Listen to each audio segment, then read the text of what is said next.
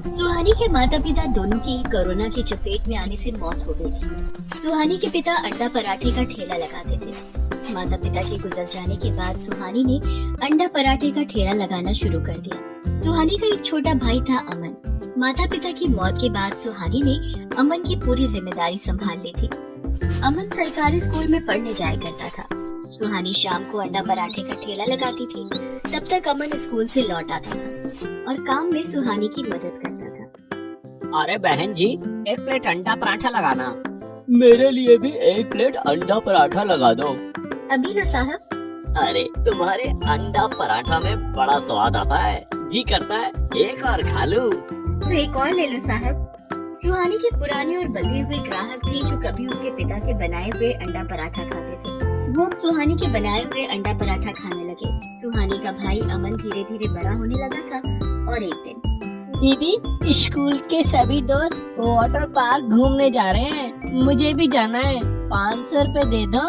अमन, मेरी इतनी कमाई नहीं है कि 500 रुपए तुझे घूमने के लिए दे सकूं। तू तो जानता है जो कमाई होती है उसकी आधी लागत सामान लाने में चली जाती है और बाकी बचे हुए पैसों से घर का खर्च चलता है। दिन रात मेहनत करके मैं तुझे पढ़ा रही हूँ ताकि तुझे बड़ा होकर मेरी तरह अंडा पराठा ना बेचना पड़े। तू पढ़ाई में ध्यान लगा और पढ़ लिख कर बड़ा आदमी बन जा। अमन बुझे मन से जी दीदी कहकर स्कूल चला जाता है। स्कूल में, अरे तू वाटर पार्क घूमने के लिए पैसे लाया है? नहीं, दीदी ने मना कर दिया है। तेरी दीदी नहीं चाहती है कि तू कहीं घूमे फिरे। चल चिल मार। अमन का दोस्त उसे एक सिगरेट देता है और दोनों सिगरेट पीने लगते हैं। अमन को अब धीरे धीरे सिगरेट पीने और गुटखा खाने की आदत लग गई थी, जिसके लिए वो अंडे चुरा कर बेचने लगा। सुहानी जब अंडा पराठा बनाती तब अमन उसकी मदद करने के बहाने वहाँ पर खड़ा हो जाता और रोज 2-4 अंडे चुरा कर उन्हें बेच देता और उन पैसों से सिगरेट पीता और गुटखा खाता। मैंने तो 4 कैरेट अंडे लिए थे, लेकिन सभी कैरेट में से एक एक अंडा गायब है। सुहानी अंडे वाले की दुकान पर जाती है। अरे भैया, तुमने चारों कैरेट में से एक एक अंडा कम करके दिया है। कैसी बात कर रही हो बहन जी, इससे पहले तो ऐसा कभी नहीं हुआ। मैंने तो पूरे अंडे दिए हैं, तुम ठीक से चेक करो। और एक दिन, दीदी का ध्यान तो ग्राहकों के लिए अंडा पराठा बनाने में है। मैं आज ज्यादा अंडे चुरा लेता हूँ। इसे बेचकर सिगरेट और गुटखा के साथ साथ एक कोल्ड ड्रिंक भी ले लूंगा, बहुत गर्मी है। इस तरह अमन सुहानी की नजरें बचाकर रोज ज्यादा अंडे चुराने लगा। भाई, अंडे रोज चोरी हो रहे हैं, मुझे बहुत घाटा हो रहा है। इस तरह से तो मेरा काम चौपट हो जाएगा। दीदी, वो अंडे वाला तुम्हें कम अंडे देता है, इस बार तुम ध्यान से देखना। नहीं, वो तो पूरे अंडे देता है, चोर कोई और ही है। अमन रोज शाम को थोड़ी देर के लिए ठेले के पास से गायब हो जाता था। ये बात सुहानी काफी दिन से नोटिस कर रही थी और सुहानी को अमन पर शक हो गया था। दूसरे दिन शाम को सुहानी अपना ठेला लगाती है। उस दिन उसके ठेले पर ज्यादा ग्राहक आए। अरे बहन जी, एक प्लेट अंडा पराठा लगाना। मेरे लिए डबल एग पराठा। सुहानी का अंडा पराठा बनाने का सामान जल्दी ही खत्म हो गया था। अमन भी ठेले पर नहीं था। तभी उसके ठेले पर एक आदमी, अरे एक डबल एग पराठा लगाना। साहब, आपको थोड़ा इंतजार करना पड़ेगा, सामान खत्म हो गया है। मैं बाजार से सामान लेकर बस 5 मिनट में आई। सुहानी अपने ठेले को छोड़कर जल्दी से सामान लेने बाजार गई। तभी उसने बाजार में अमन को अपने दोस्तों के साथ सिगरेट पीते हुए देख लिया। सुहानी अमन से बिना कुछ कहे ही सामान लेकर वापस आ गई। ये लीजिए साहब, आपका डबल एग पराठा तैयार है। उस दिन सुहानी को काम खत्म करने में ज्यादा देर हो गई थी। ओह, आज तो रात ज्यादा हो गई है, घर जाकर खाना भी बनाना है। सुहानी अपना सामान समेट ही रही थी कि तभी एक पुलिस वाला वहाँ आया और सुहानी के ठेले पर डंडे से मारते हुए उसने, ए लड़की, इतनी रात को यहाँ क्या कर रही है? जी साहब, घर जा रही हूँ, बस सामान रख रही थी। पहले मुझे एक प्लेट अंडा पराठा बना कर दो। साहब, अंडे तो खत्म हो गए। वो आज ग्राहक ज्यादा आए थे ना, तो सब अंडे खत्म हो गए, इसीलिए तो आज घर जाने में देर हो गई साहब। क्या कहा? अंडे खत्म हो गए? और इतना कहकर पुलिस वाले ने सुहानी का ठेला पलट दिया, जिससे ठेले का सारा सामान जमीन पर बिखर गया। सुहानी का बहुत नुकसान हो गया, लेकिन उस पुलिस वाले का इससे भी मन नहीं भरा। उसने सुहानी के ठेले पर डंडे बरसाने शुरू कर दिए और सुहानी का ठेला तोड़ दिया। सुहानी वहाँ जमीन पर बैठकर जोर जोर से रोने लगी। छोड़ दो साहब, मेरे ठेले को मत तोड़ो, छोड़ दो। सुहानी उस पुलिस वाले के हाथ पैर जोड़ती रही, उससे दया की भीख मांगती रही, लेकिन उसने सुहानी की एक नहीं सुनी।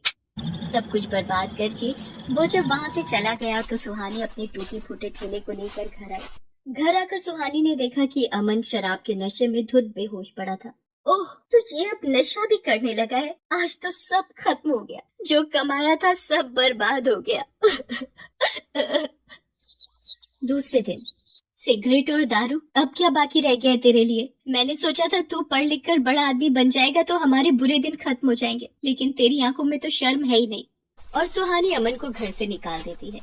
अमन अपने उन दोस्तों के पास गया जिनके साथ वो नशा किया करता था, लेकिन सबने उसे अपने घर में रखने से मना कर दिया।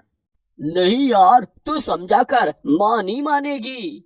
यार तू अपनी बहन से माफी मांग ले और घर चला जा। सब तरफ से निराश अमन की आंखें खुल गई थी। सुहानी को समझ नहीं आ रहा था कि अब वो क्या करे। सुहानी का ठेला नहीं लगाने की वजह से उसके ग्राहक अब दूसरी जगह जाने लगे थे। तभी सुहानी की नजर उसकी झोपड़ी में रखे एक टेबल पर पड़ी। कुछ पैसे हैं मेरे पास, क्यों ना इस टेबल को बाहर रख दूं और अपनी झोपड़ी से ही अंडा पराठा का बिजनेस फिर से शुरू कर दूं। सुहानी बाजार जाकर 3-4 प्लास्टिक की कुर्सियां खरीद कर ले आई और उस टेबल कुर्सियों को अपनी झोपड़ी के बाहर लगा दिया और वहां एक बोर्ड लगा दिया, सुहानी अंडा पराठा। अगले दिन से उसकी दुकान पर ग्राहक भी आने लगे। सुहानी के पास ज्यादा पैसे तो नहीं थे, इसलिए उसने चीज वगैरह ना खरीद कर अपनी झोपड़ी में ही अपने हाथों से टमाटर की लाल चटनी बनानी शुरू कर दी। अरे 1 प्लेट अंडा पराठा लगाना और हाँ, लाल चटनी जरूर देना। जी साहब। 1 प्लेट बटर अंडा पराठा लगा दो। डबल एग बटर पराठा लगा दो। मेरे लिए भी, मेरे लिए भी। अरे वाह, लाल चटनी तो बहुत ही लाजवाब बनी है। इसके साथ अंडा पराठा खाने का मजा ही अलग है। दर-दर की ठोकरें खाकर और रात सड़कों पर गुजार कर अमन को अपनी बहन की याद आ रही थी। दीदी ने मेरे लिए बहुत कुछ किया, बदले में मैंने उनकी मदद करने की बजाय उन्हें निराश किया। अमन सुहानी के पास जाता है। दीदी, मुझे माफ कर दो, प्लीज दीदी, मैं अब ऐसी गलती दोबारा नहीं करूँगा। सुहानी उसे गले से लगा लेती है। अमन अब रोज स्कूल जाने लगा था और शाम को अंडा पराठा बनाने में सुहानी की मदद करता था। सुहानी अंडा पराठा बनाती और अमन उसे ग्राहकों को परोसता था। अमन, ये 4 अंडा पराठा और लाल चटनी पैक करके नंदू चाचा की दुकान पर दिया।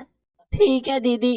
सुहानी को आस पड़ोस की दुकानों और घर से फोन पर अंडा पराठे का ऑर्डर मिलने लगा था और अमन ऑर्डर डिलीवर करने लगा। सुहानी की झोपड़ी के बाहर ग्राहकों की भीड़ लगी रहती थी।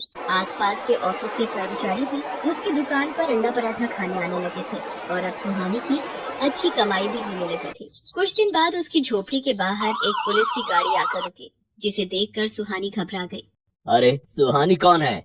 जी साहब, मैं हूँ। जिस पुलिस वाले ने तुम्हारा ठेला तोड़ा था उसे सजा दे दी गई है। अब तुम अपना ठेला वहाँ लगा सकती हो।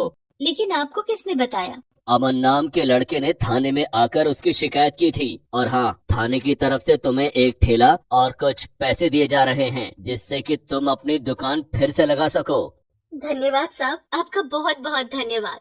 सुहानी अमन को गले से लगा लेती है। सुहानी और अमन फिर से बाजार में अपना अंडा पराठे का ठेला लगाने लगते हैं और उसके पुराने ग्राहक फिर से उसके ठेले पर आने लगते हैं। सोना सिर्फ 6 साल की थी जब उसके माता पिता एक एक्सीडेंट में मारे गए और तब से ही सोना की जिंदगी बद से बदतर होती चली गई। कहने को तो उसके चाचा चाची उसका ख्याल रखने के लिए उसे अपने साथ ले आए थे, लेकिन हकीकत इससे बहुत अलग थी। ये देखो, ये महारानी अब तक सो रही है। ए कामचोर, उठ जल्दी से, वरना तेरे हाथ पैर तोड़ दूंगी। चाची, बस अभी उठ रही हूँ। फौरन उठकर खड़ी हो जा, आज पिंकू का बर्थडे है, हम सब पिकनिक पर जा रहे हैं। 1 घंटे में निकलेंगे तो उससे पहले सबके खाने और ले जाने के लिए सैंडविच तैयार हो जाने चाहिए, समझी? चाची, मैं भी चलूं क्या आपके साथ? कोई जरूरत नहीं है, तुझे पाल रहे हैं ये कम है क्या, जो अब तुझे घुमाने फिराने का भी ठेका ले ले हम। सोना के साथ हमेशा ऐसा ही होता था।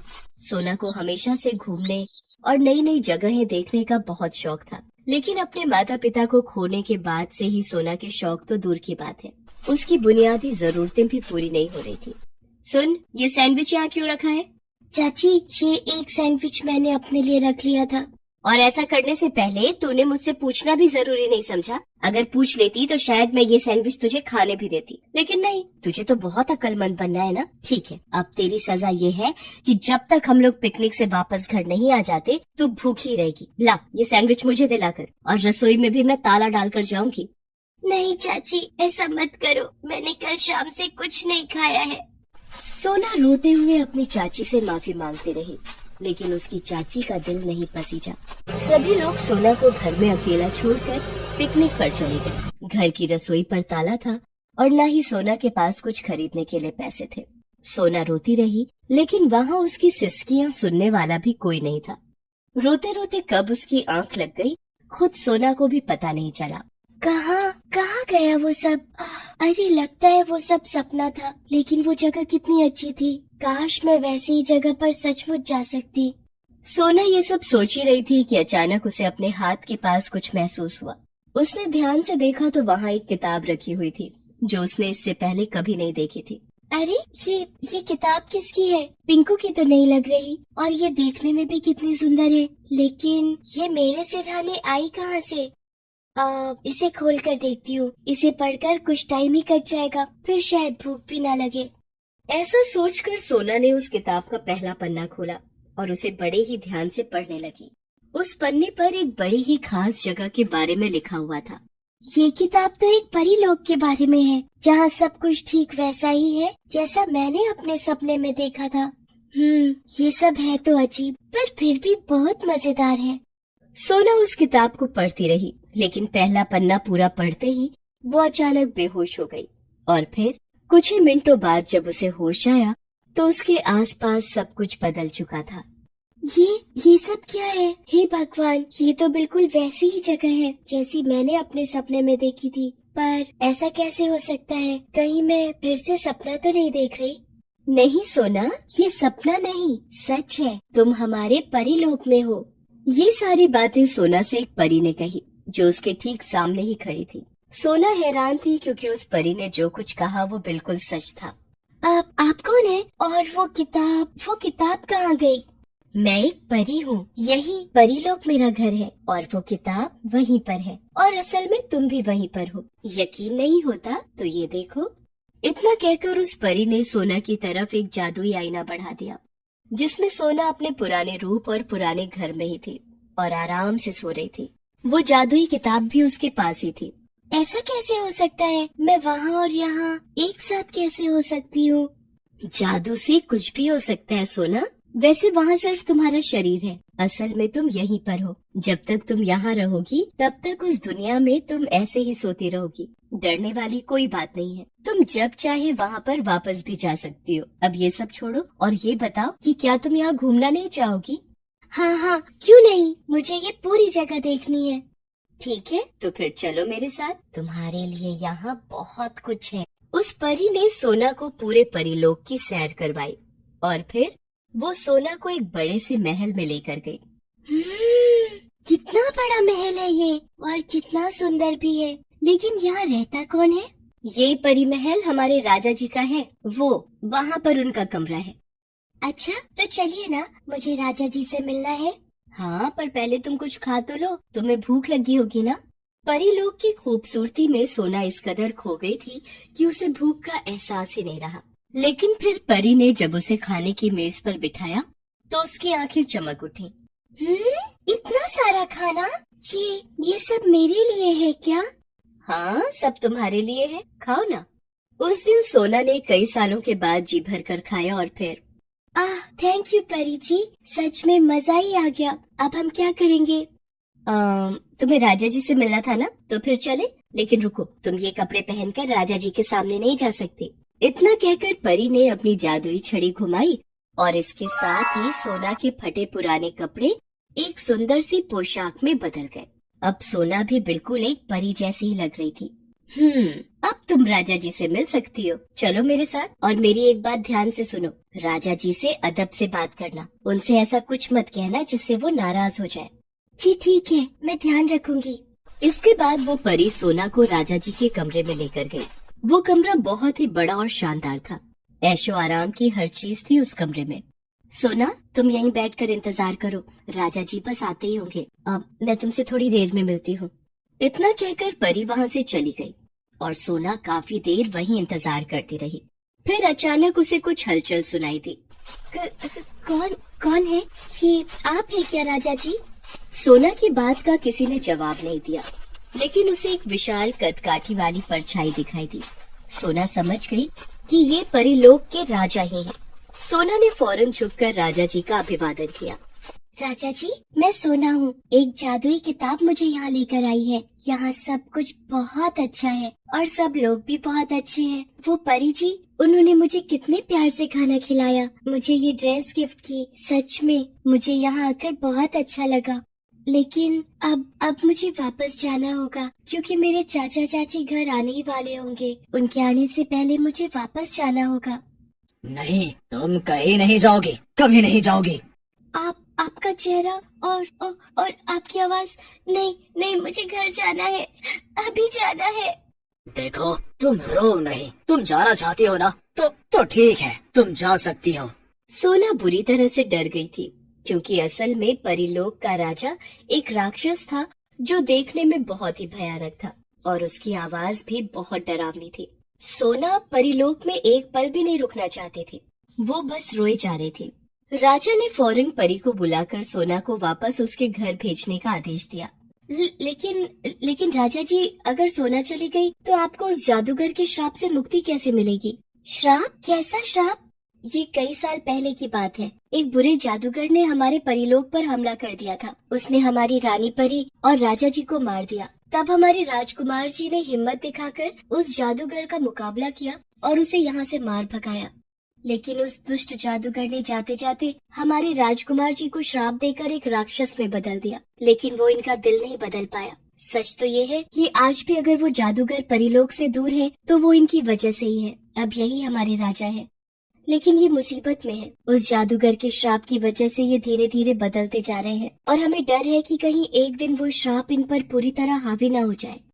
मैं समझ गई परी जी। अब आप ये बताइए कि मैं आप लोगों की क्या मदद कर सकती हूँ? वो जादुई किताब जो तुम्हें यहाँ लेकर आई, असल में वो किताब हमारी रानी जी की थी, जिसमें हमारे परीलोक का पूरा इतिहास और भविष्य दोनों लिखे हुए हैं। और उसी किताब के अनुसार तुम्हें हमारे परीलोक की अगली रानी बनना है। क्या? मैं? नहीं, आपको जरूर कोई गलतफहमी हुई है। मैं वो नहीं हूँ। नहीं सोना, उस किताब ने तुम्हें खुद ढूंढा है। इसका मतलब यही है कि हमारे परीलोक का भविष्य अब सिर्फ तुम्हारे हाथों में ही है। तुम एक पवित्र आत्मा हो और यही तुम्हारी सबसे बड़ी खासियत है। वो तुम ही हो जो हमारे राजा जी को इस भयानक श्राप से मुक्ति दिला सकती हो। सोना डरी हुई तो थी, लेकिन वो परीलोक और वहाँ के राजा की मदद भी करना चाहती थी। इसलिए उसने हिम्मत दिखाते हुए परीलोक के राजा से शादी के लिए हाँ कह दिया। और फिर ठीक वैसा ही हुआ जैसा कि उस परी ने कहा था। सोना और परीलोक के राजा की शादी होते ही बुरे जादूगर का श्राप टूट गया और राक्षस बन चुका परीलोक का राजा एक सुंदर नौजवान में बदल गया और सोना एक परी में। इसके साथ ही वो जादुई किताब सोना के असली शरीर के साथ परीलोक में आ गई। रानी जी, लीजिए, इस किताब ने ही आपको चुना है और अब से ये आपकी ही है और अब से आप हम में से ही एक हैं। सोना ने उस किताब को माथे से लगाया और उसे अपने पास संभाल कर रख लिया। ये उसके दुखों का अंत तो था ही, साथ ही परीलोक के नए भविष्य की शुरुआत भी थी। Please subscribe this channel.